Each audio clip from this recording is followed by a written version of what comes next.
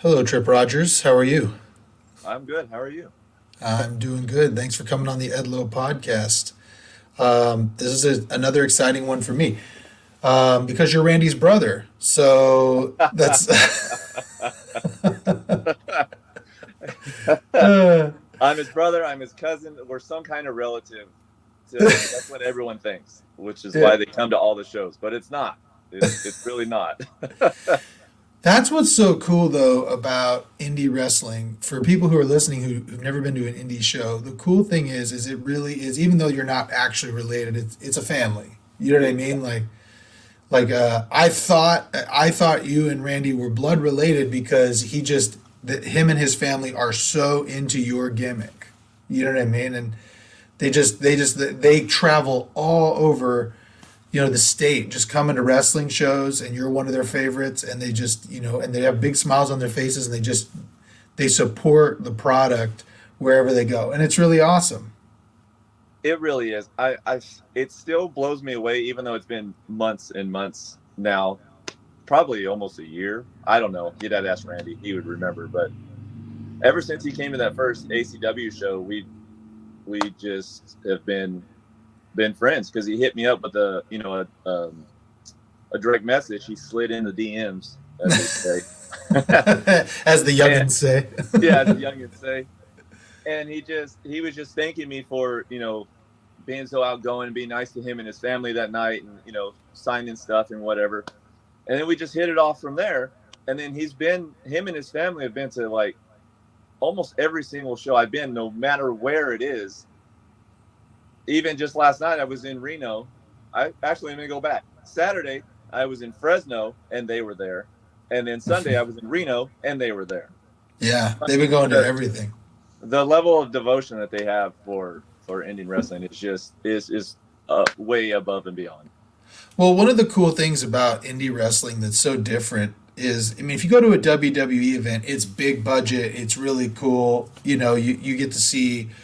If you've ever been to like a live SmackDown or Raw, it's actually a lot of the times it's a little boring because there's all these takes, in between, and Yeah, it's cool to see the magic behind the TV show. But when you go to an indie show, I mean, there's direct access to the wrestlers. Wrestlers are walking around everywhere, taking pictures with people, hmm saying hi to your kids, and for kids, I mean, it's the coolest thing. If they're into wrestling, watching WWE, they'll love the local guys.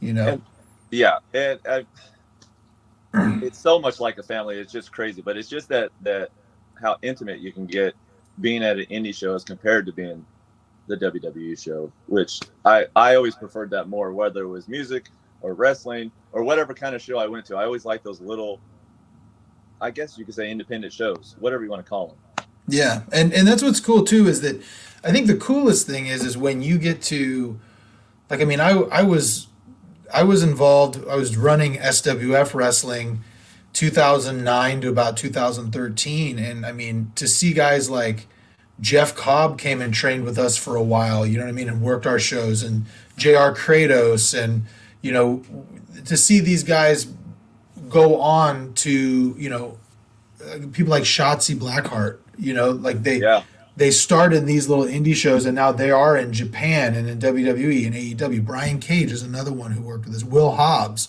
another one who, I remember I remember him when he was like a skinny, like 80 pounds lighter, just starting out. And so it's just cool to get to know them on that intimate level, and then when you see them winning championships on TV, knowing you knew them when. yeah. We were just talking about this because me and my wife had went to a Best of the West show and Will Hobbs was there, and Hmm. then probably 3 weeks later he was on, Dynamite, whatever it was. Right. And it's just me and Randy were talking about how at East Bay there's pictures all over the walls of like all their past shows, and you can see everybody that's gone through there: Shotzi Blackheart, Thunder Rosa, AJ Kirsch, everybody has pretty much been through there. And then there's a pic floating around somewhere. I wish I could find it, and it shows Thunder Rosa versus Shotzi in the East Bay ring. And then Right. that's the part that just blows my mind because I'm in there every month, same ring, same building, and look where they Right. are now. It's Yeah. just crazy. Yeah. Well, this is what I think is interesting to you about you. Well, first of all, you're the first person that I've done on this podcast that I've interviewed where I didn't I haven't known you for 15, 20 years. Like I've been around and involved in pro wrestling, the indie wrestling scene since probably 19. I mean, it really, the year 2000 is when it really started, when SPW first started was where that kind of blew up this NorCal scene. Before then, it was just all pro wrestling, and big time wrestling occasionally. And then SPW came along, and that, in my mind, that's what really blew up the scene. Because then the Reno guys started coming, and then Yeah. I think NAW down in Fresno had already kind of started up, and all these different things had happened. And so I knew, like, I've known Chupacabra and I've known Riv and Johnny Butabi forever, but I first ran into you, at a next level, or I'm sorry, at an Action Coast wrestling show, and you got over so quick just by your wrestling gimmick, your get up. You wear like an MVP, like the same type of gimmick that like an MVP or like a Mark Henry wears, but Christina Von Airy just said it looked like a onesie, and then It boom, looked, that it it just took off like wildfire, and it's just crazy, and it still blows my mind when I hear it or see it, where I'm not expecting to hear it. I'm like, okay, they don't know nothing, and it's all of a sudden there it goes again, and the whole Mhm. crowd starts chanting it, and then I just go along with it. But it's just crazy how the stupidest thing can just take off like that. Yeah, and it does, and you've done a great job with it. I mean, the cool thing about you, I think, is, well, let's start there. When did you start? When did you start training for pro wrestling? Well, if you ask my wife, it was in it was in '86 when I saw Hogan drop the leg, brother, and then I was out in the backyard every day. Yeah, yeah. But professionally, I didn't like legit. I've been around like a long time, like Kurt White's Big Time Wrestling up in Mhm, Newark, mhm, and Milo, and I would help with run the shows. I've known Butabi, Jason Styles, all these guys for years, Dark Sheik for years. I mean, years, mhm, years. mhm, But I never got in the ring to train for whatever dumb reason. mhm. And then, life just got in the way, and I started having kids, got married, got divorced, got married again. And then, I just happened to, so a buddy that we no longer talk to, I won't say any names, but we don't talk to, but we hung out all the time. And then a buddy that he met at his job told him about me, and blah, blah, blah, blah, blah, and said, hey, the next time you see this guy in the store, because we work the same store, let him know that Cena rules, because I hate Cena. So I'm in there doing my job, right? And I hear, hey, Cena rules. And I turn around, and it's Jason Hastings. Oh, nice. Yeah. So that's how we met, and all this really started, was because me and him met in the store and became friends. And then he asked me, hey, could you come to a show and be my bodyguard? I'm like, yeah, no problem. And at the time I was 254 pounds, Hmm. just huge, from Mhm. playing Xbox and drinking Mountain Dew all day. Yeah. And Yeah. so I just showed up to the show. I was just going to be the bodyguard. I was just going to throw a super kick and interfere. That's all I was going to do. Okay. Hadn't done anything. No training, no nothing. And the end of the show was a battle royal, and somebody didn't show up, and they said, Tripp, you're going to go in there. I'm like, I don't know what I'm doing. Like, I've watched it my whole life, but I don't like legit know what to do. And they're just a bunch of vets were just like, just listen to us. It's just a battle royal. No worries.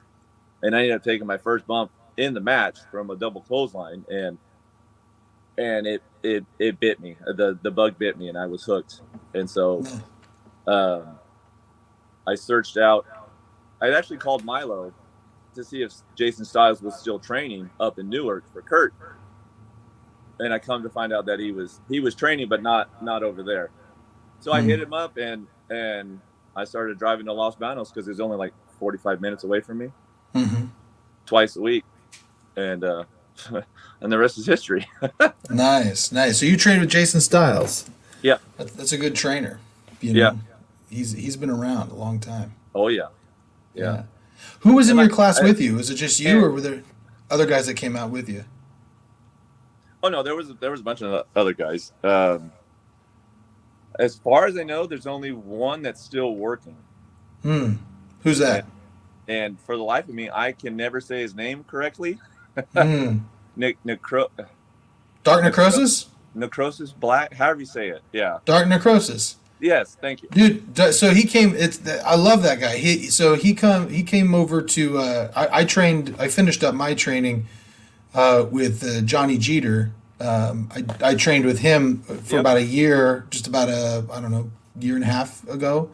Yep. And Necrosis came down, and he had already been trained, but he wanted to put some polish on. And me and that guy, we did, I don't know how many matches we did over the course of a year. Just like, we were practically married. I love him, though. He's such a good guy. He's a great guy. Yeah. So. He actually came here. So I have, like the ring for Action Coast or CWA is here in my garage. So me and Torchy, Daniel Torch, will hold an open ring for guys that are pretty close by. They just want to, stay in shape. Not running to school, not training newbies or nothing like that, but just to keep up on stuff. And Necrosis came by a few times. So. Oh yeah. He was telling me about the Jeter thing. Oh. So I didn't know that you went there too. That's pretty cool. Yeah, I did. It's funny because I trained. My story is so different. It's actually very similar to yours. I trained with Oliver John back in 1998 when Pro IM. It was in that school. I mean, Justin, who does Next Level, it was right down the way from where he has his Next Level Pro Wrestling gimmick right there. And so we trained there, and I was there for about 2 or 3 months, and it shut down. And so I didn't know what to do, and I had a buddy and a mattress in my backyard. So we just started training in our backyard, like learning what doing what we had learned. And then people started showing up and watching, and then it turned into like 200-300 people on a Friday night, like backyard wrestling, and then that ended up with me hooking up with the guy who ultimately started SPW, Rich Roby, and hooking up with the guys down in Stockton like Jesus Cruz and Dave Touchstone and all these guys, and got the ring together and started doing everything together there. But I started wrestling shows for SPW and a couple other places, little places around. But I never finished my training. I mean, I'm 6'7", so it's not like I have to take a lot of bumps. They just like me throwing people around. So when I decided I wanted to get back into it, it was actually Johnny through Dave Dutra had called, and he was looking for a couple of guys to help him set up his ring. So I went in there and I met him, and we started talking, and he's like, "Do you want to start training?" And I'd never finished, and it was kind of one of those things where I was like, I don't understand why I never finished. I mean, I ran pro wrestling shows. I ran a promotion for a few years. It was really successful at that. So I finally said, you know what? I'm just going to do this, like check it off the list and finally finish. And I did. And I got to tell you, it couldn't have been a better experience because Johnny is so detail oriented and so polished. You know what I mean? Like you get so much better just watching what he has to say. And he said something really funny that I think would apply to what you were saying to your battle royal. Because I would just overthink all the moves. You know what I mean? He'd just be like, okay, so I want you to do this. And I'd be like, okay, do I put my hand here? Do I put my hand there? And he finally looked at me and he's like, you've been watching wrestling your whole life, right?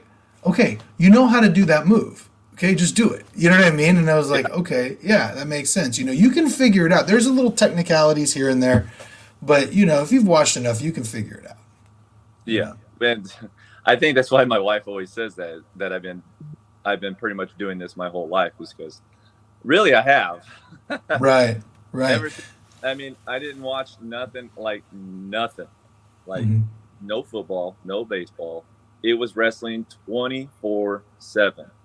Right. I was either watching it, I was playing it on the original Nintendo, and every console since. I was in the backyard, like that was it. That's my life. That's So you're about my age. You're a little bit older than me, but I mean, what is your favorite era of wrestling? oh, see, it's that's a tough question because obviously I grew up with Hogan, Macho Warrior, Right, Savage, Rick Rude, Bobby Heenan. I love that, but I also love the Attitude Era. right. And I'm, I named my only son, actually, Austin, after Stone Cold. dude, me too. Oh, really? Yeah, my oldest son's Austin. Same thing. Yeah, I tried to slip by Hogan as the middle name. I couldn't get that one passed, but I got Austin. Yeah, I actually my daughter's name is Piper. Nice. She won't admit that it's Roddy Piper. But it is. Yeah, and then no, that's so funny. That's so funny. So let me ask you a question. I was just thinking about this today. Yeah, So WrestleMania 6, you obviously were watching. Were you a Hogan guy or a Warrior guy? I was Hogan all the Me way, too. Me all too. the way. God, it was so heartbreaking, wasn't it? Yeah, yeah. And while my best friend from third grade, we're still friends to this day, it was the Warrior fan.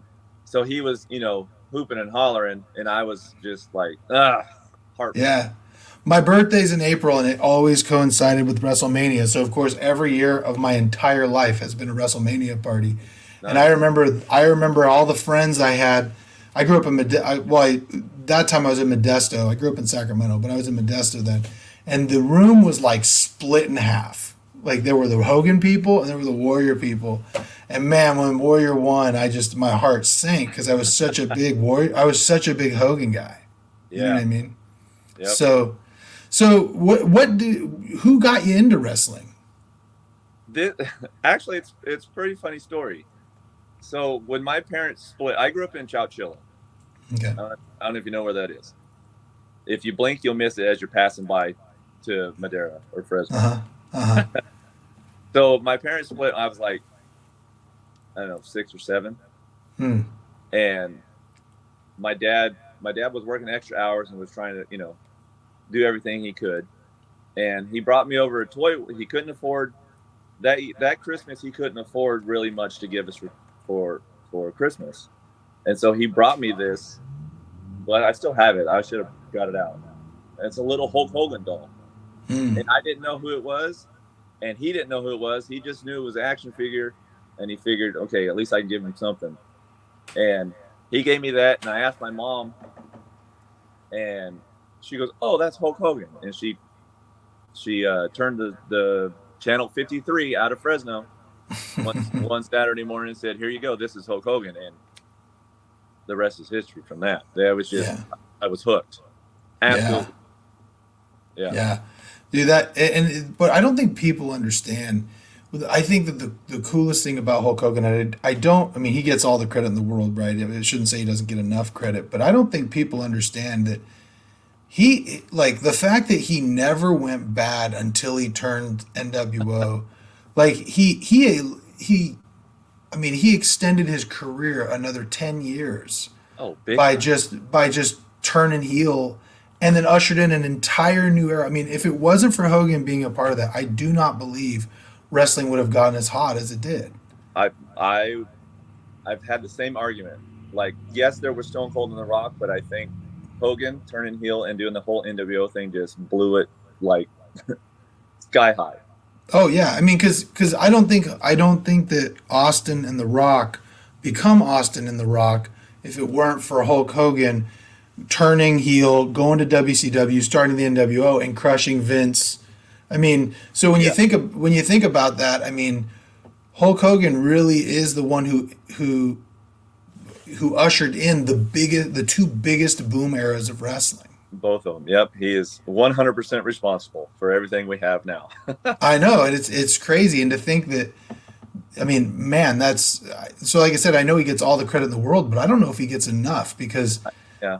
that's huge. I mean, huge. Because I know he said some stupid stuff, but as far as like in the ring stuff and taking wrestling where he's taking it, he does not get enough credit. No, and I also don't think that one thing that people forget about. I think, and of course we're defending Hulk Hogan here, and some people are not going to be a big fan of that, but I think that people don't understand that he was also a really shrewd businessman. Like, did he make some mistakes? But like, you know what I mean? You don't get to stay on top as long as he did without being a little cutthroat. You know Yeah. what I mean? Yeah. What's the saying? You can either make friends or you can make money. Yeah, exactly, exactly. So, Do you now? You and Jason Hastings, are you? I mean, you guys seem to be pretty close. oh yeah, Uh, yeah. Ever yeah. since Now, in the store when we met, we've been best friends. nice. And Uh, so now you guys did you get him into wrestling or vice versa as far as training? no, actually, he was running CWA Oh, okay. and with his partners and everybody, and then the other stuff they had done in Fresno. And when I came along, then they ended up buying this ring that we have now, and then I just been involved ever since. Nice. I'm pretty much Nice. he called me part owner, but I'm not. I just haul the ring and I set it up. Paying your dues, man. You've been Yeah. paying your dues a long time. So when was your first match? Was the Battle Royal in April of 17. Wow. So you've only been doing this 6 years. Yeah, yeah, Wow. And you started when you were 39. That's when they broke you in. yep. Man. So do you tell me what you think about? I mean, being a guy. I mean, most people they start when they're 18, 19, and young and kind of dumb and doing crazy stuff. Tell me what you think your journey has been that makes you different. If if I may, just real quick before we get to that, Uh huh. at 19, when I lived in Lompoc Mm. down by Santa Maria, Mm-hmm. I didn't. All my roommates were leaving. My one buddy was going to Texas. My other buddy was going back to Oregon. I didn't want to go back to Chowchilla. So I talked to my buddy that was moving to Texas because that's where Shawn Michaels' school was, and I Nice. wanted to go with him Mm. and move out there and go to that school. And I didn't. I got back with my ex and stayed in Lompoc. But that's a. But just what if I had done it then instead of now? But everything happens for a reason. Right. Right. I'm sorry. Go back to what you were asking me. Oh, well, I was just asking you. What do you think? Well, hold on. Before we go on that, let me ask you about that though. It's funny because I sometimes think about that too. Right. Like I went personally. I mean, do you have any regret that you didn't do that? As far like, well, of course, in your head, you're like, oh man, if I would have went, this could have happened, that could have happened. But then at the same time, I think if I had done that, I wouldn't have met my wife, the first wife, and I wouldn't have had my kids, Mm-hmm. and then I wouldn't have met my second wife, and then who knows, where I'd be or what would happen. But I mean, I don't know if I call it regret, just a what if, like, man, if I had Yeah. gone, what could have happened? Yeah. Could Well, I it's it. could I've Go been ahead. a TV? Who knows? Yeah. Well, it's interesting that you bring that up because it's so interesting the parallels because so yeah, I had the same thing. Like I was going on a mission for my church, Yeah. and when I was 18 years old, I did a couple of matches with SPW, and I remember he goes by Coach Nugs now, but at the time he was Joe Applebomber, Yep. and I asked him to watch my match. I worked a hard. His name was the Hardcore Hustler. Good guy, trained by Buzz Sawyer, like good worker, knew what he was doing. Really took care of me in the ring, considering I didn't know what I was doing. And it was like a championship match. Like they put me in a championship match with 2 months training. And so anyway, I do the match, and I come back, and he pulls me aside, and he just goes, listen, man, like he goes, you got the size, you know what, considering your training or whatever, you did a great job. You need to go out and either go to the Monster Factory or go to Wild Samoans training school. And he's like, go to one of those places because this place is a death trap, which it was. There was like nobody was looking out here. You know what I mean? And so I actually contacted Afa, the Wild Samoan, and was planning on going out there. He was talking about how he was going to get me a job working in security and doing this stuff and all these things. And I was thinking about doing that, and I ended up going on a mission instead. And it changed the entire trajectory of my life because then same thing, right? Like had a bunch of kids, got married, had, went to school, and I became a lawyer, and things are great. Like, you know what I mean? I've done really well for myself, but there's a little part of me that I'm like, what would have happened? Yeah. You know? But at the same time, think about it, right? Like if you had done that and you become successful, you'd be on the road all the time. You'd never see your kids. You know what I mean? Would You'd be I? one of those Yeah. tragedies. Yeah. Would I have kids? Would I have, multiple kids with multiple different people? Who, it's just, well, you know how wrestling is. Yeah, On how yeah, in, but yeah. yeah, I think just because I like being a dad too much that I try not to let it think of like being regrets of doing it because I'm gonna try not to cry, but I like being a dad and to think that just even the thought of that if I had done that and they weren't here, like I don't know, just it doesn't seem right or fair. Oh, dude, you hit it right on the head, man. Like, how old are your kids? The twins are 10, Okay. and then, my oldest she'll be 20 this year. Oh, nice. Okay. Yeah. So you got them. You got a span of I've got four. They're 16, 14, 12, and 10. Okay. And And then my stepdaughter, and how old is she? 16. 16. Okay. So yeah, Yeah. man, those teenage daughters. Let me tell Yeah. you. Oh, God. Yeah, it was funny. My daughters went and spent a week camping with their mom, and it was just me and the boys. And my mom asked them, like, "Do you miss your sisters?" And they're like, "Not at all." they're like, it's crazy. There's been no drama. Nobody's yelling at each other. Nobody's fighting. We just all kind of go and we eat pizza and we watch movies and everything's great, you know. Yep. Yep. So, but having kids, man, like it's my favorite thing in the world, you know.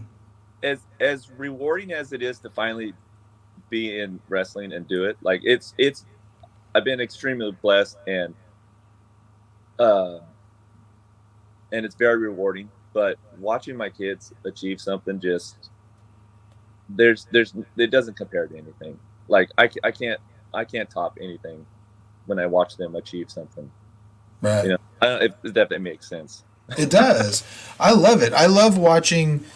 Like you got them at all stages too, and it's just fun to watch them learn and grow, make mistakes, learn again, like find their own passions, Yep. and like I've always been a big sports guy, and my oldest son, I tried to push him into basketball, talk to him about wrestling. He did 1 year of amateur wrestling and just got torched. And he just was like, he's like, no thanks. I mean, he started a little late, so he was getting beat up by a bunch of guys who were like done it for a while. But the point is that like, watching them develop, like he's a big guitar player and a singer and like all these things that I could never be, and it's just so cool to watch that. Yeah. And see, that's the exact opposite. My whole family, that's all they do. Everybody plays and sings, and that was like okay, here you're gonna, they would in church Sunday school. Me and Mhm. my sister would be up there singing, and I couldn't play. I tried to play the drums. I tried to play every instrument known to man because Huh. because I wanted to be like Dad because he was Right. up on the platform by the pastor every Sunday playing, and Hmm. grandma on the piano and my uncle on the drums, and so the whole family's played, but it was just wrestling for me, and Yeah. whatever I've told all of them, whatever passions that you want to do, I'm not going to push mine onto you. Like if you don't want to do wrestling because if I'm doing it and you want to do it, cool, let's do it. If you don't, you got some other passion, let's go for it. Whatever you want to do. I don't want to push anything on them at all. Let them make their decisions, whatever passions they have. Let's go get it. So what do your kids think about you wrestling? They well, behind, if they're not there, they love it because we always talk about it. They always ask me about my gear or my boots or what hurts or when this happens, what do you do, and blah blah blah blah blah. But when they're there, they're booing me and calling it a onesie just like everybody. Yeah.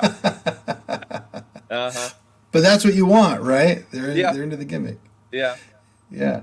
S- Bub, my son, he's a little social butterfly. So he'll be like he'll slap my hand, but then the rest of the time he'll boo me. But then the girl, mm. they'll just straight up and boo me right in my face, just like that. Don't even care. Yeah. Do so tell me the development of your character. Where did you come up with the character that you have? I mean, you're Tripp Rogers. You wear the onesie. Where did it come from? So originally, when I was just a bodyguard, I was dressed up like Mr. Hughes. Mm. So I had the tie, the white shirt, and everything. So that's all I was doing, and the name came from because I was going to be in that battle royal, but I didn't have a name. So when I came out for the singles match, where I was the bodyguard, I was just introduced as Jason Hastings, bodyguard. Hmm. But then when I was going out for the battle royal, I'm like, what are we going to call me? And someone just yelled my name backwards. Said, "Say his name backwards, Tripp Rogers," and it stuck. It just seems to flow. And then when I started training, and I told Jason, I was like, I'm gonna start training. We became a tag team. And he just took on the. He was already called the best looking everything. So when Hmm. I came along and became his partner, we became the best looking everything. And so Nice. it's just kind of stuck. Hmm. So then I took because so back to the whole family playing music and stuff. So my grandma like went through all these talent shows and beat all these like high end names that were in country music until she started going to church, and then she stopped. And then but she had a band called Jackie Lee and the Ramblin' Playboys. Hmm. That's I've been using that as kind of like a tribute to her. Been Hmm. calling myself the Ramblin' Playboy. Nice. So and then the gear was just I always liked, like you said, MVP, uh, Dustin Rhodes, that style of bodysuit, I guess, or onesie, whatever you want to call it. And so the first one I got made was real shiny pleather, and I didn't realize that it was going to be hot as you know what. And so when I wore it that night against Christina, like it legit looks like when I look at it now, I just laugh because it does look like a trash bag and it Yeah. looks like a onesie. So so then ever since then, because after I was going to get done with that suit, because I'm still uh, working on my conditioning and dropping weight and trying to tone up as much as I can. I was going to ditch it and just go tights. But now that this whole thing is taken off, I've already had, I think two more made that are the same because it's just over. Yeah, it's part of the gimmick. Yeah, it's funny. It's the best when those things happen organically. Right, right. And I actually had tights and a singlet that I'd worn before I'd gotten that. Mm-hmm. It's the same colors, Bret Hart, pink and black. So, but then when that came along and that took off, I was just like, okay, that's all it's going to be from now on until it dies out, and then I'll change it up. But Yeah. so far, it's still run wild, brother. So what do you? Excuse me. So what are you weighing now? I weighed I actually just hired a like legit nutritionist. Oh, okay. Thank you, Stone Cold, for the recommendation. Um, seriously, uh, I'm at 189 right now. Nice. I was 205 when I started this new program. So, and I'm just trying to lean it out and then, bulk up. Nice. So Yeah. did you just did your weight loss coincide with training with wrestling, or were you already trying the process? No, I was, like I said, it was Mountain Dew and Xbox. And then I went to go be a bodyguard. And then I took that bump in the Battle Royal. And I was like, oh my God, I got to get in shape. Yeah. And then I had a few matches after that. And I was like, oh yeah, yeah, I got to do something. So I started with keto, and I dropped a pretty good amount in like pretty fast, but it didn't. Mm. Like I couldn't get past where I wanted to get, Mm. and that's pretty much where I've been for the last few years, which is Mm. also kind of nice with the onesie because it kind of covers it up. Yeah. So what is your goal? What are you like? Do you have a goal weight? If I would like to just get where the stomach is lean, and if I could get to 220 Mm-hmm. Mm-hmm. with good muscle, I'd be happy. Mm-hmm. Even Yeah. even at 200, but just be where my gut is flat. I don't even have to see the abs. I don't need to look like Rick Rude. I just, Yeah. Just want to look good. yeah, yeah, Yeah. I just want to look good with your shirt off. right. Yeah. That it's dude. And it's harder when you're our age. You know what I mean? It's harder to lose, but just discipline and dieting and Yep. going to the gym every day, and you can get there. So And that was what I had in my, because I drove the 4 hours from Reno last night, and I got back here to Modesto at 11:30, and I had to be up at work by 6. And I was like, oh, I don't have my meals though. So I went in the kitchen. I was out there till like 2:45 prepping for the week. nice, So and then I man. went to bed, and then I got up and went to work, and then I got home in time for this. Yeah, man, you're disciplined. That's good. That's Yeah. good. Do you think what do you think starting and training and debuting at 39? Do you think that you work differently than you would have if you were 19? Maybe not by much, because as somebody pointed out, I'm more of an entertainer than I am anything else. Right. So it would probably pretty much be the same. I remember there's some stuff I used to do in the backyard that I wouldn't do now. I know that for sure. I hear you. Yeah, but you know what the thing is it's funny because I remember hearing Scott Hall tell a story, and I think he was talking about a couple of the luchadors, and he was saying something really interesting, and it always stuck with me. Is he said the luchadors would go out there and they do all these flips and all these things, and they would do all these head scissors and all that stuff, and the crowd would go crazy, and then they'd come to the back, and I'd look at him and I'd say, all right, watch me get that same reaction with a headlock. You know what I mean? And it's so true. I think if you're really, I mean, maybe I'm a little old school with this, but I think the most impressive pro wrestlers are the ones who don't have to do anything and can still get over. Like that match between what was the pay-per-view before WrestleMania where Roman Reigns wrestled Sami Zayn in Montreal. I can't remember the name of the pay-per-view. But you know what I'm talking about, Yeah. right? Yeah. They didn't do anything in that match. And the crowd was so hot for everything. Yeah. You know? And that's what's so good about guys like Randy Orton or Roman Reigns or Sami Zayn, where they don't have to do a bunch of flips and put people through tables, light people on fire, exploding rings, Yeah. and they just get over. Right. And a lot of that stuff, what is it at the end of the day, what's it mean? Did you tell us? Was there any emotion whatsoever? It's a cool move, but did it mean anything? Right.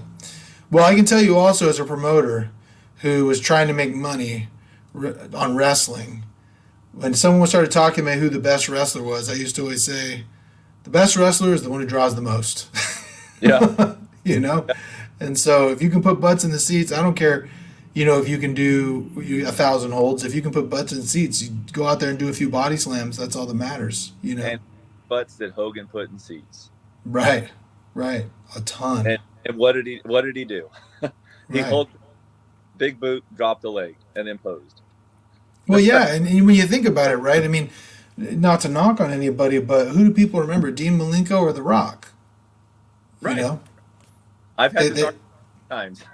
Yeah, and you know what? You mentioned I'm more of an entertainer than a wrestler. Well, yeah, but you're the one that people remember. Yeah. Like I walked away. I'll tell you, I walked away from that show. Your match was the one I remembered. You know what I mean? Appreciate that. And that's what matters. And when you get out there, you get some of the biggest Of all the newer guys that I've seen, you and Too Fresh are the ones that I think get the biggest reactions that I've seen. You Yeah. know, you guys are in a lot of. Are you guys on a lot of shows together? Oh yeah, we've worked tons of shows together. Yeah. Tons, tons. There's there's a clip where they ribbed me and Jason. Mm. I don't know. Maybe I should say this on the air. No, go ahead. Put it out there. It'd been all over Facebook, so it doesn't matter. And it was years ago. So it's a tag team title match, CWA. It's me and Jason against Too Fresh against the Collectors. Mm. And so Too Fresh makes their way out, Collectors make their way out. We come out, strutting whatever, and then we notice that Too Fresh are gone. And we're like, we're all, the Collectors don't know, we don't know. Well, let's go. What's going on? So their music hits, and here comes my wife.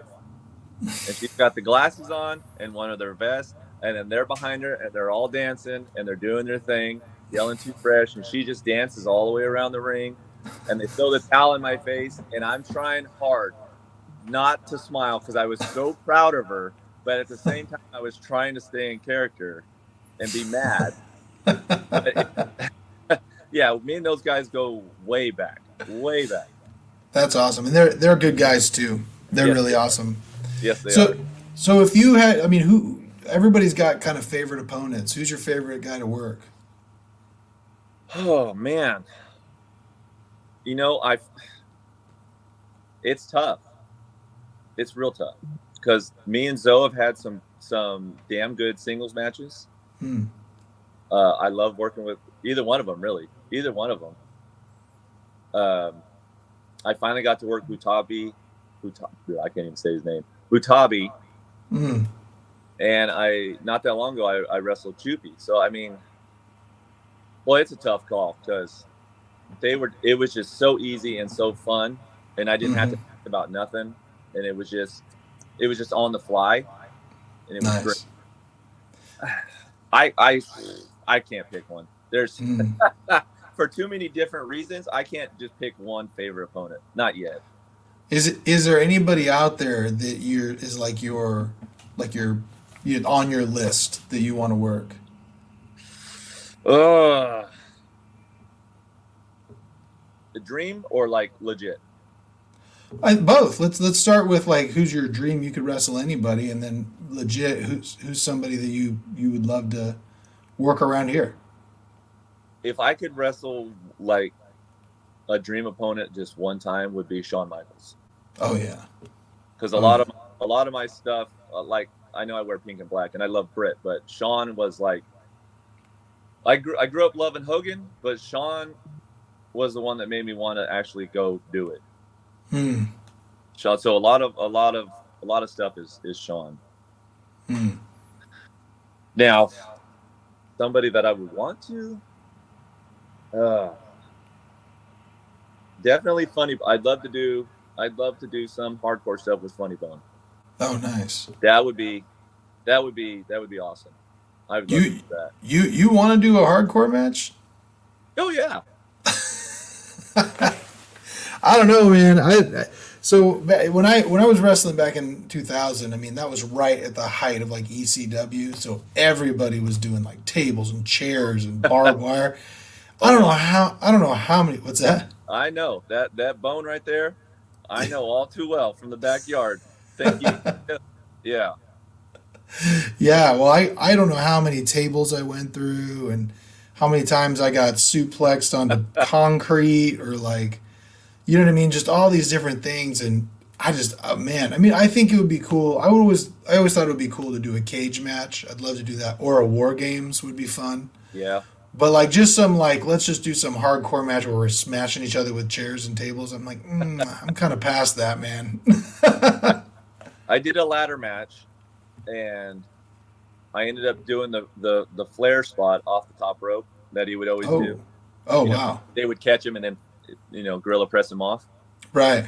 So I was like, hey, let's do the flare spot, but we'll do it on the ladder. Oh, bad idea. That's over a year ago.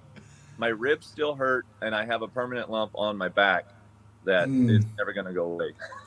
Oh, man. Yeah.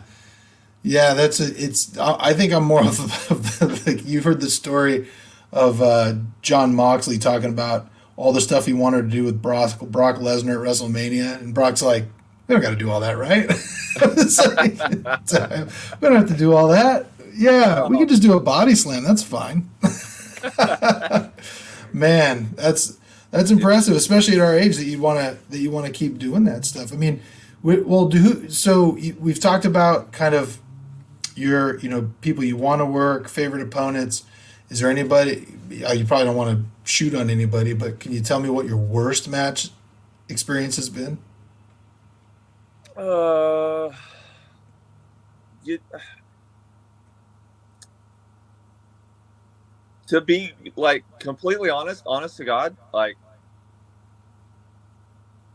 I don't know if I would say I have a worse one. Really? I've got I've got some where I'm like, oh, I should have done this, but that was in the beginning. Hmm. But I can't really say that like I hated it or anything like that. The whole match, Hmm. all of them so far have been like, okay, this I could tweak, that I could tweak, but really no bad experiences really. Like we shit the bed. Pardon my language. Hmm. No, that's fine. It's interesting too. I think that now more so than ever, like I said, I've been around for a long time, and I have seen a lot of promotions come and go. And like right now, I can't think of any bad ones. Like ones that I mean, there's a couple that you probably don't want to, you probably prefer not to, but I don't think there's one out there where someone would say, "Hey, I got a booking so and so, it's some promotion, and other people are going to be talking bad about it." I mean, it really seems like everybody's on the up and up. Yeah, I'm really like I'd always there was always before I got into business there was always the talk of you don't go into this town because so and so's running it, you don't go into this town because so and so's running it. Hmm. But I've noticed just the few short years I've been doing it that like Best of the West, CWA, Action Coast, Blacklist, East Bay, we're all like everybody's getting along, and Yeah. we had that big super show with 4 companies, Hmm. and it was just a tremendous success, and we're thinking about doing another one, Yeah. and, and everybody's just getting along, and everybody's calling everybody up, hey, I got this guy, you got room on your card, and vice versa, and everybody's being cool, and it's I think it's what it's needed for a long time. Well, and also I think because indie, and I give a lot of credit to Hood Slam for this, but I also give a lot of credit for All Elite Wrestling as well. Indie wrestling is on the rise. Like there's a lot more fans. When I was running shows, if you could draw 100 people, people were stoked. You know Yeah, what I mean? Like yeah, you drew huge. Now those are kind of like if you drew 100 people, it was kind of an off night. In some of these, and now I mean people, it's routine that people are drawing three, four, 500 people. Hood Slam can draw 1,000 to 2,000 at times. I mean, so it's not as much of a dog eat dog world where, like you could go to in Sacramento, you could go to Next Level Pro, Action Coast Wrestling, SPW, and Elk Grove. All of them are gonna, sell good tickets. You're gonna see a lot of different wrestlers and so, even some of the same, and they'll all run in one month, and everyone will do well. I mean, yeah. it's actually a pretty cool time to be involved. It really is, and I that's another reason I think everything happens for a reason. That's why I didn't start till 38, and that's why I'm involved now. Whatever that reason is, I don't know, but I'm going to enjoy it until the wheels fall off. You know what I mean? Yeah. Have you had any bad injuries yet? I mean, you mentioned the one in your back, but I mean, anything that Just and that's just from the same match was, and the back doesn't hurt. It's just a lump. It's mm, just it's just calcified or whatever they say. mm, Um, and from the same match is just the ribs. Well, I'll like Saturday I was working torch and I just felt something pop like mid mm, match. And like all my breath was gone. mm. I could not breathe, and I was just in so much pain, and uh, and just being stubborn because I don't want to go get it checked out, and them tell me I got to take 6 months off. You know? Where was it? Where was it? What part of your body? Oh, my ribs. Oh, okay. All Yeah, right. yeah, So you heard a pop in your ribs? yeah. And I was like, Oh, oh, what? And I was like, man, not again, because it's been hurting me since the ladder match, right. and then like my last 5 or 6 matches, it hasn't been bothering me. So I was like, oh, cool, it finally healed, you know. Hmm. And then Saturday, it popped back up. Oh, what was it? A certain move? Did you get body slammed, or you get take a bad bump? What happened? That's what we were trying. That's what me and Torchy were trying to figure out, like, because it was pretty early on, and we're trying to go over the the moves that we had done, and I couldn't really pinpoint it, but somewhere in there, it was either the lion salt or the double stomp or something that Hmm. he got off the rope, uh, somewhere along those lines. Yeah. Oh man. So, Yeah. So when's your next show? You're not taking any time off, obviously. So you working this next weekend too? yep, yep. Where Yep. This next where? weekend is Action Coast 12-year anniversary. Oh yeah, that's right. Yeah. I'll be there too. Oh, nice. Okay. Yeah, that's Yeah. right. Me and Yeah. Bobby got to defend the straps. Oh, nice. Right on. Yeah, I'll be on that one. Yeah, me and Derevko, we're going at it, and that's gonna be a good one. I've been wanting to. That's one of he actually Derevko is probably one of the first friends I made in wrestling. Him and Justin both. Um, they just yeah. I mean, they were both training over there at Pro Am when I was there, and then Derevko's just always been around ever since. Yeah. And just a good dude. And I don't think that's another guy who I don't think gets enough credit He does. for. I mean, he has given so many guys opportunities over the years. And I'm one of them.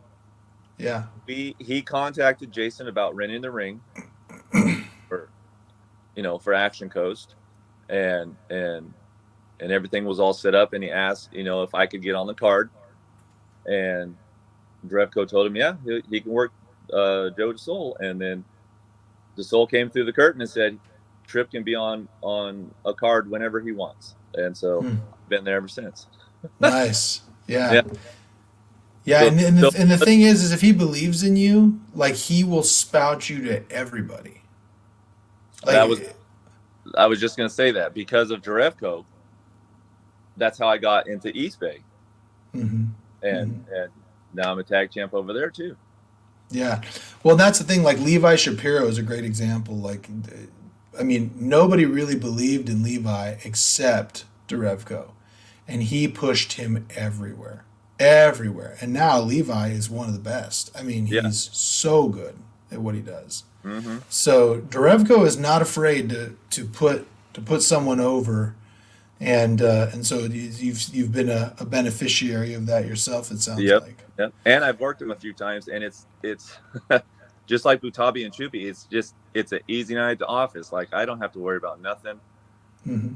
You know, it's just a cakewalk, and it's so much fun that way. I don't know how to.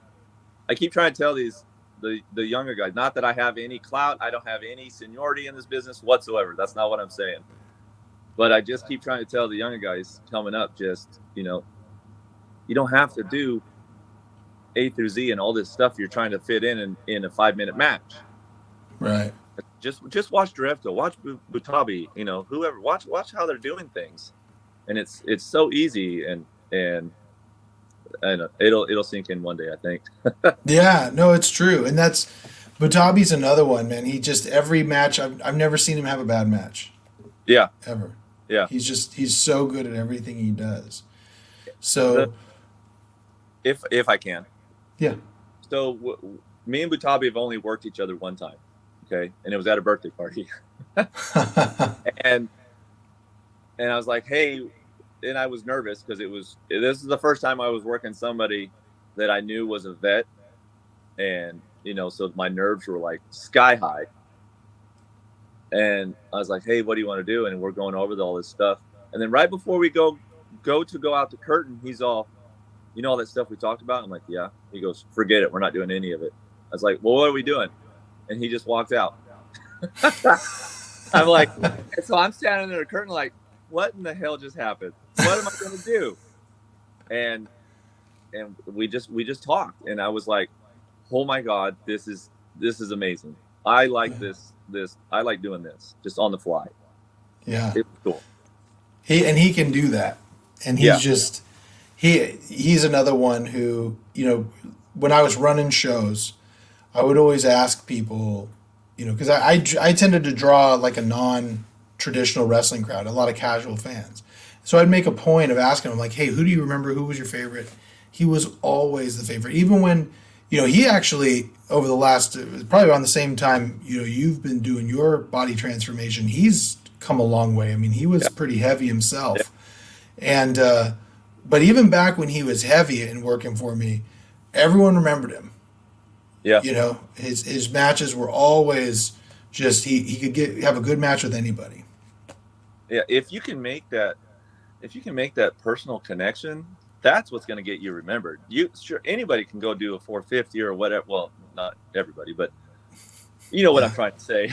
Right. Sure, they'll Yeah. remember that move, but are they going to remember your name? Are they going to remember your character? Are they going to buy your merch because of that? But if you can make that little emotional connection, boom, Yeah. you're good to go. Let me ask you. Let me switch gears on you a little bit. So I actually, my last podcast I just did, I received a message from an anonymous source who was just really down in the dumps. Basically, a significant other had kicked him out of the house, and he was really struggling. You've been, through, it sounds like you've been through a relationship breakup. What advice you got for somebody who's going through that? Oh, keep your head up for one. Like, regardless of whatever the situation is, don't go trying to push yourself back into their life. Like if they whatever reason you guys split, just walk away. Just leave it alone. If they change their mind, let them change their mind and contact you. Don't try and force anything. They say love, if I could say this, they say love is like a fart. If you gotta force it, it's probably crap. So if they want to go, let them go. Don't try and force anything. Keep your head up. Go focus on you. Weight training, mental health, diet, whatever your passion is. Go after that, and just if it's meant to be, they'll come back. And don't. What's interesting what you just said about that? Isn't it interesting? Like people, I don't think people connect how important physical health is to mental health. Like Yeah. like you just mentioned, like go to the gym, diet, eat right, get sleep. Even Yep. little things like stand up straight and look people in the eye and smile. Yep. Those types of things, think positively. Those types of things can completely change how you do things. Like I've gone through a lot of stuff over the last 4 or 5 years. It's been pretty horrific. I don't talk about it all publicly yet, but like we went through a lot of stuff. My kids have been through the ringer, so have I. The whole family's just been through a bunch, and Yeah. but the thing is even going through all that, I still achieved some really amazing things. I became a partner in my law firm. I've done well at work. I've done well. I finished, I did wrestling training. I started a podcast, like doing all these things. And if I had just kind of sat around and let all these things that were going wrong eat at me, I would have never gotten any of that stuff done. And I wouldn't have all this amazing stuff going on at the Exactly. same time to keep me going. And so Yeah. now you're past it. You are remarried. How long have you been married to your current wife? We got married in 2020. Oh, wow. Like Yeah. during the pandemic or before? Well, we get blamed for the pandemic actually, because we flew to Florida for our honeymoon, and when we came back, everything had just gone down the toilet. So Oh, wow. everybody always said this is your guys' fault. So we're like, Yeah. "Okay." Dude, that was such a crazy time. My daughter and I were at the Kings game that shut down the NBA. Like we were Oh, We were there when they decided, because Rudy Gobert from the Utah Jazz had like touched all this stuff and was making a joke about COVID and then got COVID. And a referee who was at the Kings game had touched Rudy Gobert. And so they decided to shut down the entire NBA.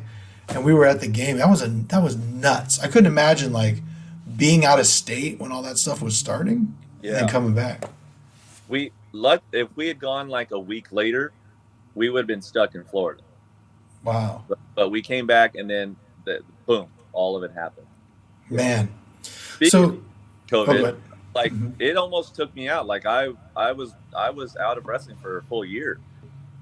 Oh, really? Yeah, You got COVID classic, huh? yeah.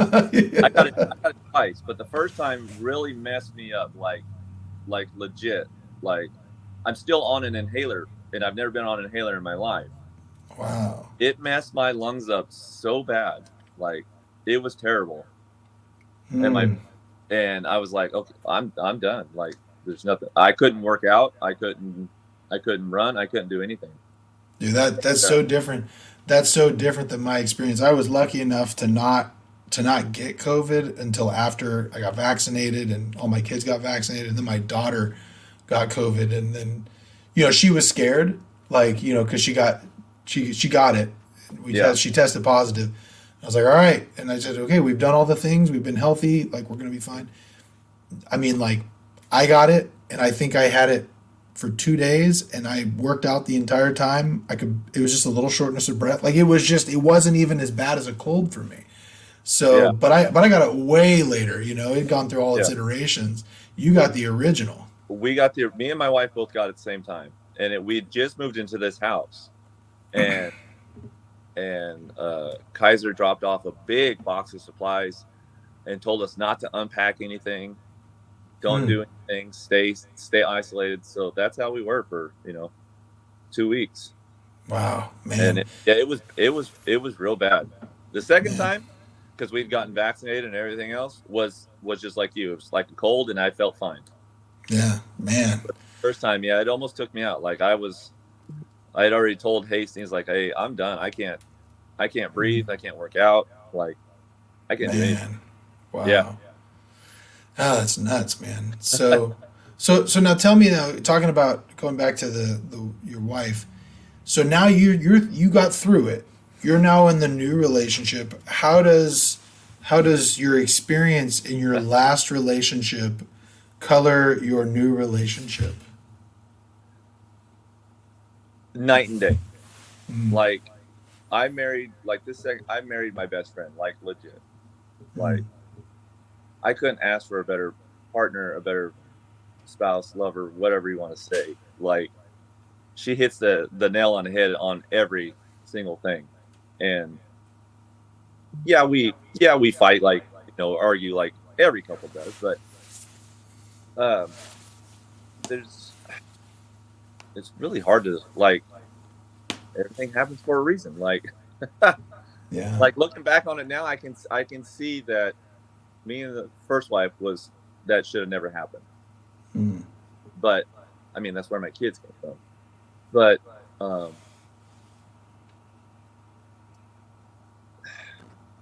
it's really just night and day. It's like when you find the right person, you just know, and I couldn't be more happy. Yeah. It's funny when you bring that up because um, it, it everything happens for a reason, and looking back, you're like, oh, now I see why all that happened. But man, when you're going through it, it's hard to do that. It is very hard to see past that, because you're just focused on, first you're like, what the hell just happened, and then all the stages afterwards. But then once you get there, it's just, you look back and you're like, oh, okay, that makes sense. That's Yeah. why. Yeah. Yeah. And I'm sure, like you do you look now and you're just like, oh, thank goodness I'm not still in that. Sometimes, yes. Yeah. The funny part is, actually, me and the first wife get along better now than Mm. we did together. Mm. So That. there's no stress on the kids. There's nothing between me and her. So it's been real nice that way. Nice. And does she have a new guy in her life too that Yep. you're gonna have to deal with? He has actually come train with us a few times. Oh, nice. Yeah. So me and him actually get along. So it's whatever reason it was for this all to happen, we all pretty much get along. So it's been good. That's good. That's It, unfortunately not always the case. it is not, because I got one, two, three, four friends right now going through it, and it's all bad. Yeah, yeah. It can be, man. It can get bad. I got a phone call today from somebody who, is calling me, from out of state and was like, "Hey, what do I do? There's a protective order and there's abuse and like all this stuff." And you're just like, "Man, Yeah, it's hard to hear." it really It is. feels like everybody's just lost their minds.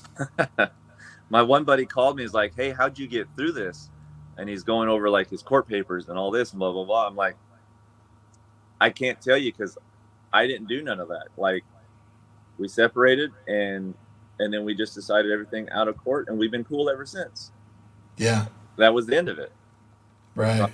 I don't know, but Well, that's lucky, man. Like the people I know who've done that, like, who've been able to amicably get done that way, they're so much happier than the people who had to go through the whole process. I mean, I have one friend who was just like, a knockdown, drag out, like, and just, it started out like they were trying to be amicable, and then, one person does something out of whack, and the next thing you know, everybody's just all uh-huh. over the place, and you're just, and it's just, man, it's rough. So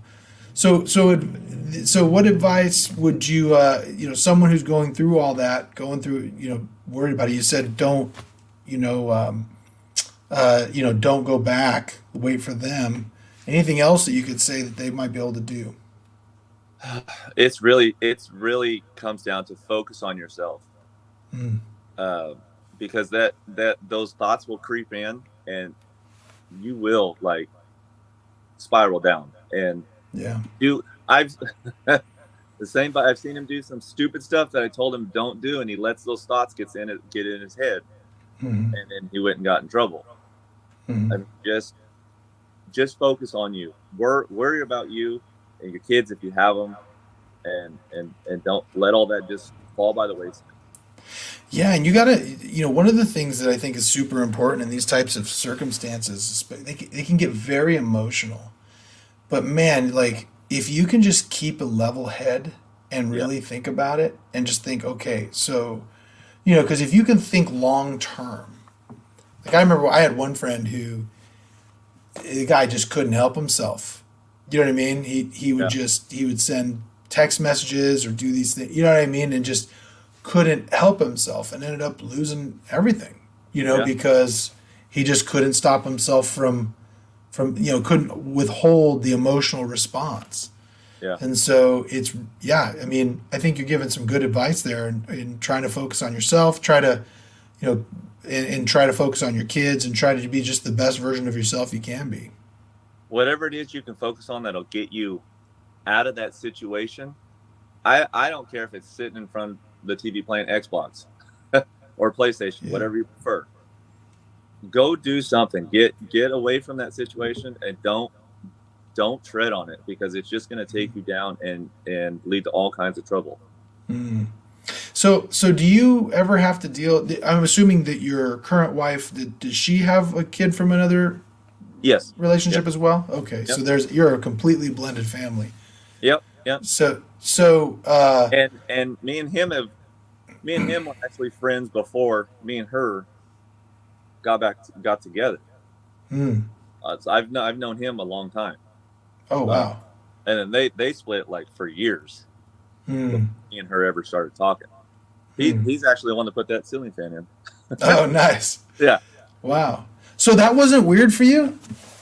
No, because we still talk. Oh, okay. Yeah. Yeah. No, I mean it wasn't weird for you. Like it wasn't weird for you or him that you guys have been buddy for so long, and that's his ex and all that. Not really, because I should say that we were closer years ago Mm, than we are now. We had kind of fallen, like we'd still like Facebook talked and memes and stuff, but never mm, really hung out like we used to, you know, 15 years ago. mm. So Yeah, it wasn't. No, Oh, nice. it was Well, cool. That's that's why. cool, man. That's why I'm like everything happens for a reason. I've been extremely blessed with this, with wrestling and with the divorce and with the remarriage and the kids, and everything has just been running like smooth. And I I don't know why, but I'm enjoying it. Yeah. Oh, I mean, be grateful. I'm That's awesome. You know, every day. because yeah, I mean, that's something that's so important. Is if you're lucky enough to have a few moments of happiness in this life, like hang on to that.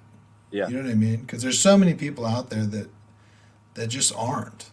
So, and they're going through hard times, and so tell me then, what would you say is your what would you consider to be your biggest success in life? Oh, without my kids, Yeah. like there's nothing that can top being a dad. Like it is the greatest feeling in the world to be a father, Mm. and it's on different levels because girls are a lot different than boys, and Oh vice yeah. versa. Yeah. Yeah. And you know what I think is so funny too? This is what I've shared this before on the podcast. One of the things that I find so interesting is that I have four and none of them are the same. You know, and so like I can't parent any of them the same. I mean, my son got mad at me one time because my oldest son is kind of a guy that I got to kind of drill it into him, you Okay. know. Yeah. And then my youngest daughter is kind of sensitive, so he gets mad because I don't go hard on her. But I'm like, well, I can't. She'll crumble. I have to go hard on you to get it. Her, you know, if I look at her wrong, she'll start crying. Yeah. That's exactly where I thought you were going because my oldest gives me crap because I raised the twins a little bit different than I did her. And it's almost Right. the same thing. Like I got to be on her. Mm-hmm. And she's like, well, why you let them get away? I'm like, because they're completely different people than you are. Like Yeah. you don't, it's not just universal parenting. Like each kid has different needs, different wants, you know, feelings, whatnot. And, Yeah. and, and Bub is the same way. Like if I look at him wrong, like, wow. Yeah. Yeah. Well, and on top of that, also, you're a different parent because, like, when you have that first one, man, like everything is you know, you got to Oh make yeah. sure that they don't, you know, you're sanitizing everything and you're like making sure that they're eating organic. You know what I mean? Like, I All don't, the hormones recovered. yeah, I think like I don't think my oldest son ate like fast food for like 5 years. You know what I mean? It just Yeah. like, and you know now, you know my youngest, he's just sitting there. You know, I limited screen time. He only got like a half hour a day for this amount. My youngest, I mean, he's plays Apex Legends on his PlayStation almost all day. You know what I mean? It just becomes a different animal. It really, So yeah.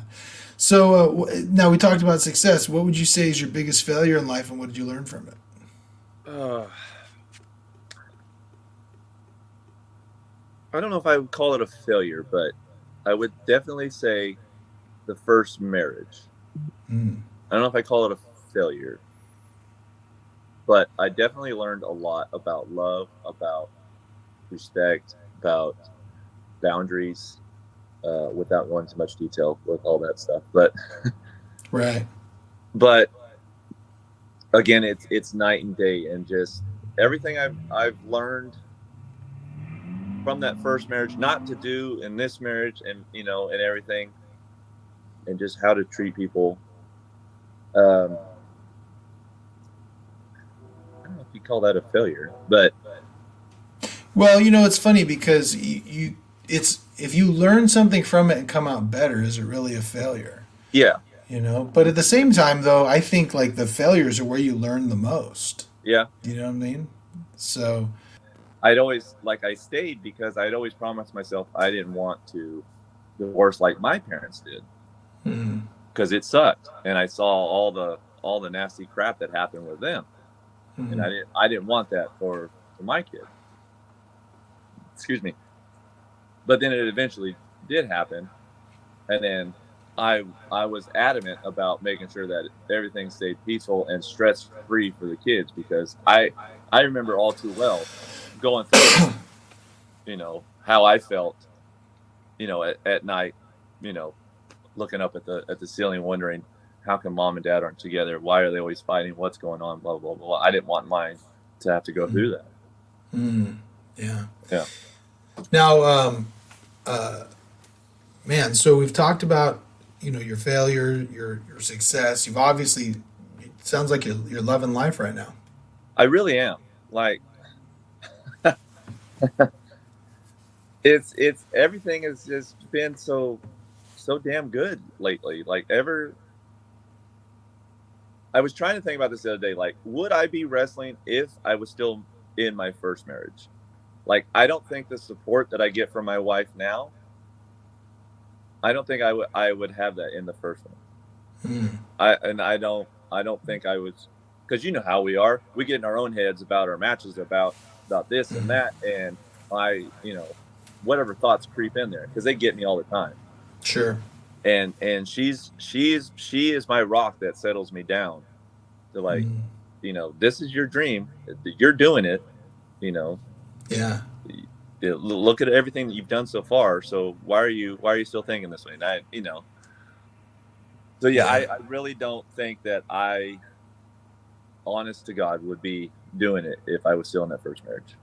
Yeah. Well, and also, another thing to think about is, who knows? I mean, sometimes I'm sure you think to yourself, man, I wish I would have had you back then, but maybe you weren't ready. But maybe you weren't ready for that, Right. At the time. You needed to Right. become who you are now to appreciate who you're with now. Yeah. Yeah. So that's awesome. Well, let me ask you this. This is one I ask everybody. One day, we're hoping way down the road, 40, 50 years from now, you're going to pass away, and there's going to be a funeral. And what would you want someone to say? What's the one thing you'd want in your eulogy? It's not a onesie. Nice. Well, I got to tell you, man, this is legitimate.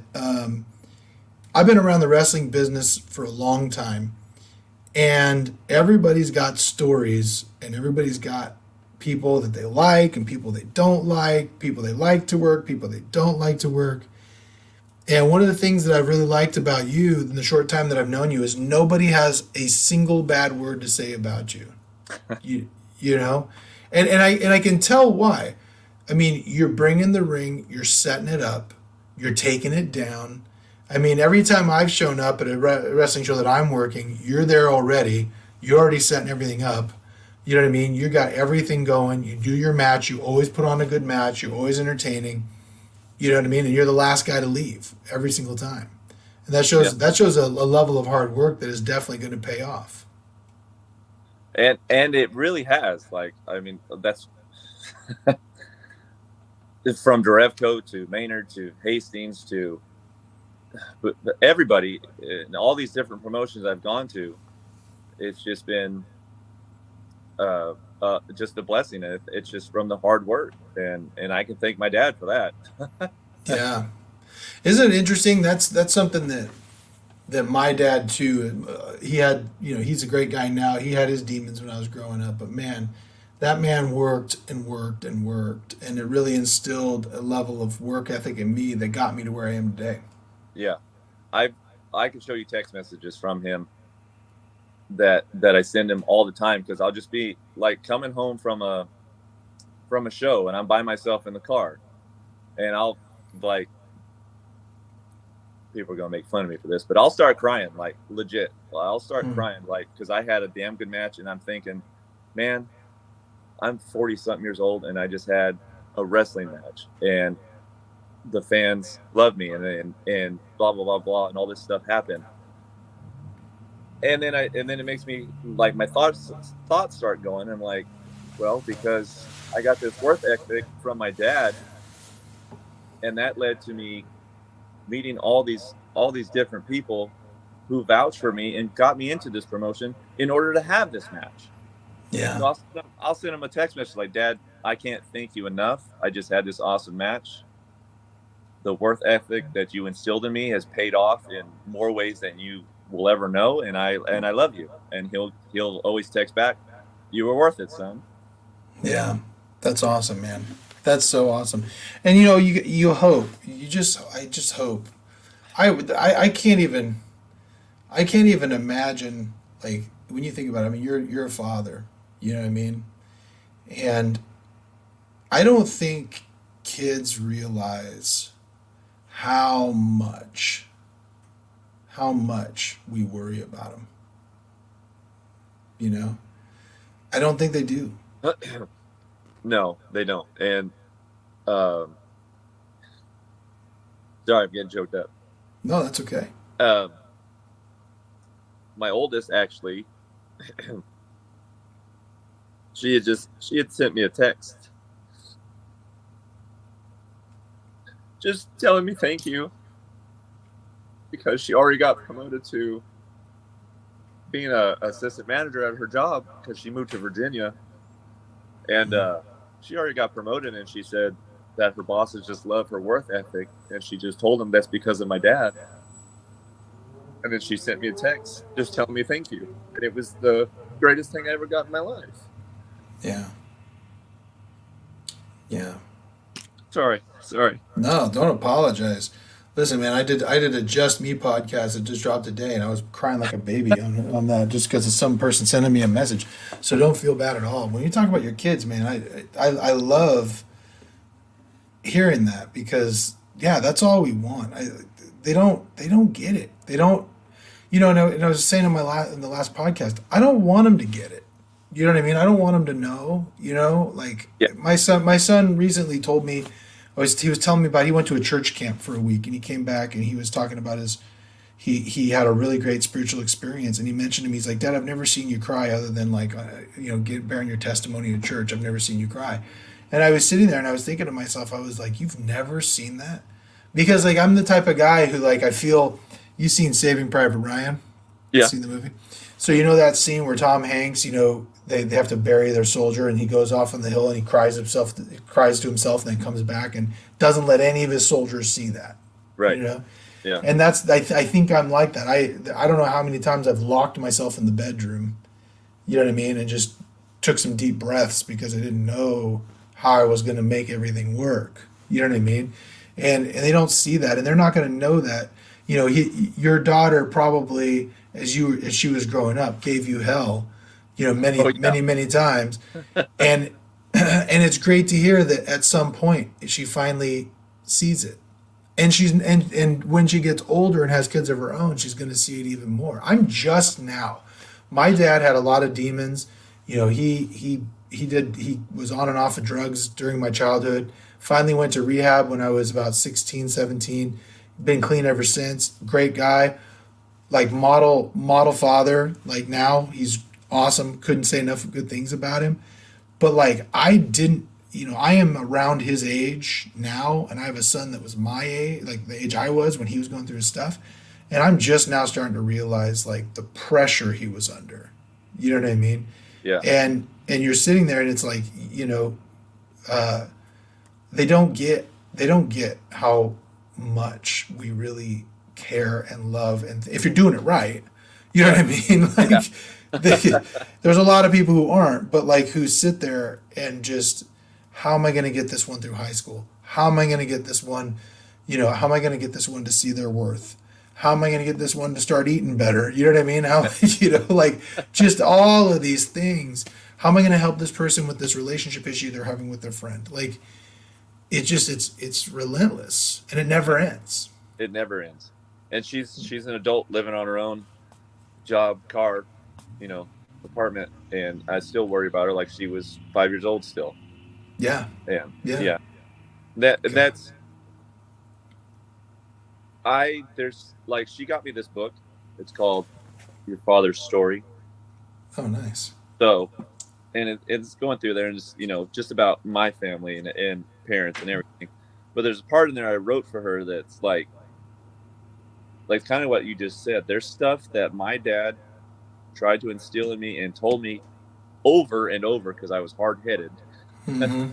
That Yeah. I like now I'm just now going, oh, that's what Dad was talking about.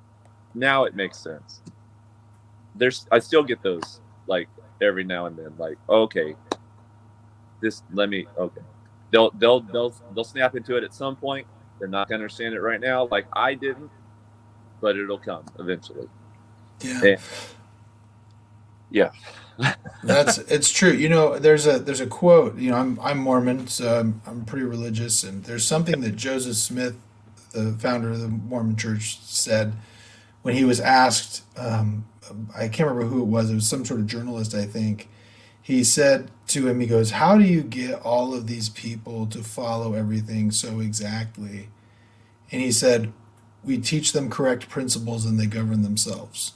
And I kind of I love that quote for child rearing because you know everybody I know who like rules with an iron fist. You know what I mean? Like those people who just are like the thumb on their kid at all times and all Yeah. that stuff.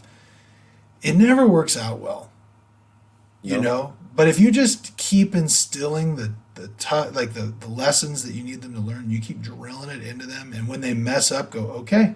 This is This this is is what I why. was talking. This is what I was talking about, right? Yeah. My son, you know, he's just now. I've been drilling some things into him for years, and he's just now getting it. You know what I mean? And that's okay. Like you know, because what matters is when he's an adult. You know what I mean? When he's on his own, It's all part learning of these things. Yeah, the. Yeah.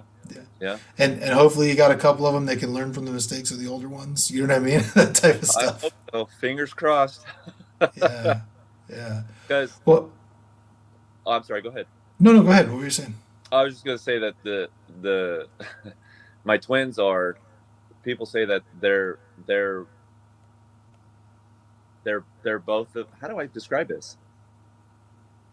Like I have those moments where I'm a social butterfly, and then I have those other moments where I'm like, get the f away from me.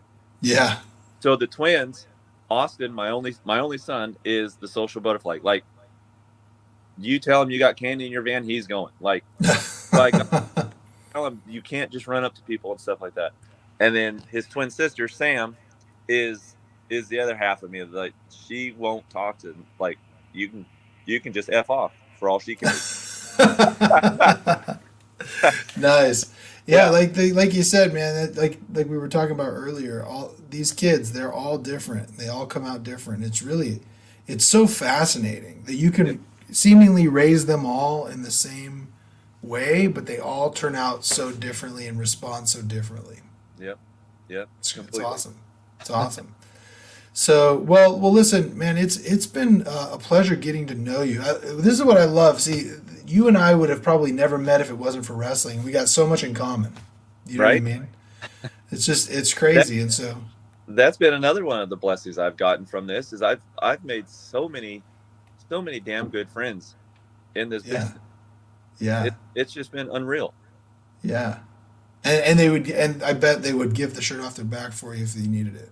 Yeah, You know, yeah, I don't know if you know Nuck Nuck Johnson, the yep. referee. Oh yeah, So he tells a story about the late Virgil Flynn, who was one of the greatest men I've ever met. He was such a good guy. He gave so many people opportunities and pulled so many people up who needed it. yeah, But he tells a story. He's like, "Yeah, I was stuck in L.A." And he's like, and I called Virgil and I'm like, "Hey man, I'm stuck in L.A. I need some help." And he's like, he just yelled at his wife, said, "We're gonna go pick up Nuck," and drove 6 hours to go pick him up, brought him back. You know what I mean? Just yeah. that's the type of people that you know these wrestling people. It was funny one time I was backstage at Impact Wrestling. I've told this story I think on the podcast before too. Is I was up at Impact Wrestling. I had done a ring rental and did some promotion for them, so we were in Washington, and I was helping with a meet and greet.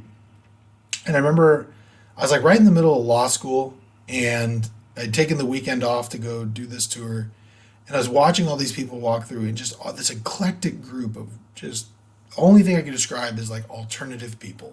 You know what I mean? Just all these different lifestyles and you know different socioeconomic statuses, and I'm just like, there is no other place that I would ever be in the same room as these people if it wasn't for wrestling, and I think that is cool.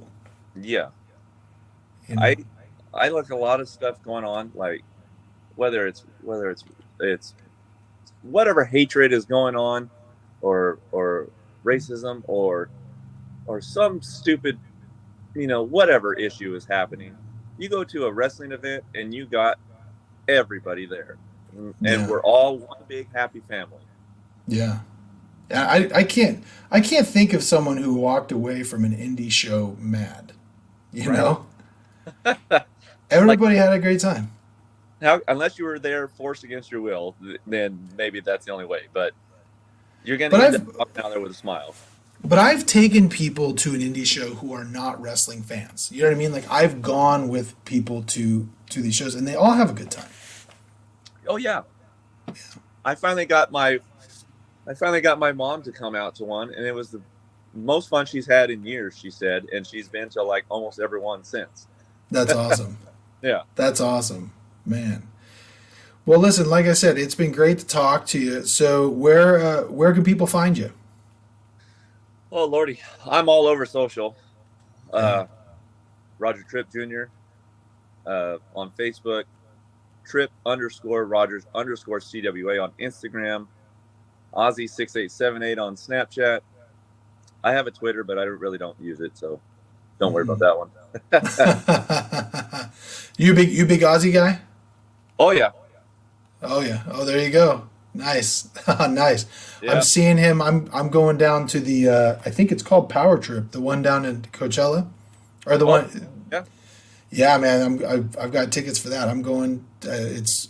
I can't remember which days are which, but it's basically Metallica, Guns N' Roses, Ozzy, AC/DC. Who else was there? And then Tool, and I want to say Iron Maiden. So Nice. over 3 days, I'm gonna be sore. Oh, So, but that'll be a good one. Yeah, because me, if I may, Saturday night was a metal show / wrestling show. Okay, so it was a band match, then it was a band, then it was a match. Me and Torchy just had a match, and so I was out there watching the band. Well, he snuck around me and started hugging me, and then I turned around and was like, "What is going on?" And I just started throwing like wrestling blows, and people thought we were fighting again. And then a mosh pit broke out. So then there's a mosh pit with all these kids and me and Torch. We're still in our wrestling gear. That's awesome, man. And That's great. I went, oh Lord, I am too old for this. Oh man, you're never too old. If you're never too old to have a good time at a metal show. So Eric, black eye from it. nice, man. Well, listen, everybody who's gone this far, appreciate it. Thanks for listening. Subscribe. Tripp, it's been great to have you on, and we'll have to have you back on for sure. Oh yeah, definitely. I had a blast. Thank you. All right, man. We'll see you guys later.